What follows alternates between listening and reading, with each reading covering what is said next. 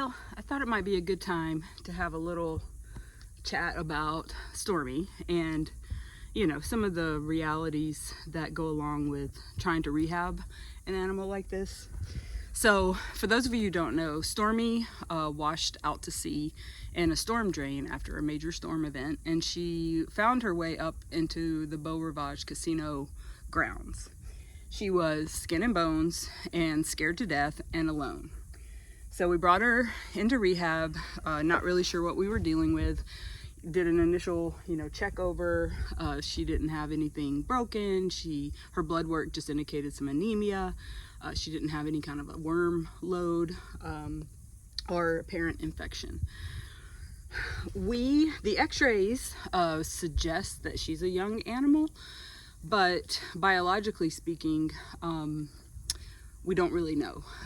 She is not an old arthritic animal, but she is also appears to be a female who maybe has never been pregnant before, which is why we think she could be she could be a young animal, but the truth is we don't really know. So she obviously had a family. She lost that family. We have no idea where she came from. She has been through incredible trauma where, whoever, if she had a bonded mate or if she lived with her parents or wherever she lived, she found her way completely out of that territory. And also when we found out that she was suffering from a really nasty parasite. So she was sick, parasite-ridden, skin and bones, traumatized. And what in the world do you do with a beaver in this situation?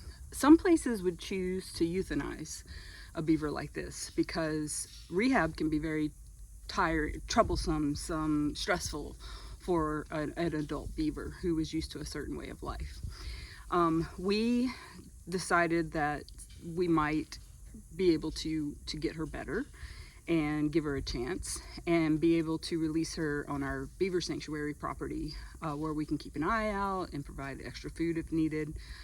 We also hope that, depending on how things go, potentially she could have a beaver to bond with. I have, given Tulip and Stormy some time together, but I have to be cautious because it's apparent that Stormy is still probably dealing with an underlying parasite issue and she may need more treatment. And I can't risk Tulip having, potentially contracting that parasite. So I have to be very careful. And that's why Stormy is alone. If she were a young beaver who, sort of bounced into this new situation, her and Tulip would be together, no problem.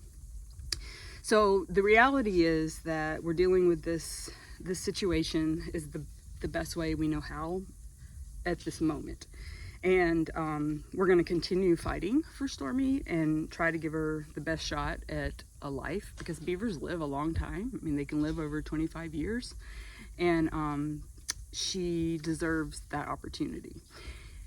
She is absolutely depressed. She's absolutely, sort of traumatized. Beavers are very social, but that does not mean that we can just put any beaver in here with her and her accept them and they be okay, because they are very territorial. And beavers know this. Beavers understand their territory, they understand their family, they understand their mates. When that's all just suddenly taken away, it's not going to be an easy transition. So we feel like, the vets feel like that we probably are still dealing with some kind of a parasite. She'll probably need another treatment.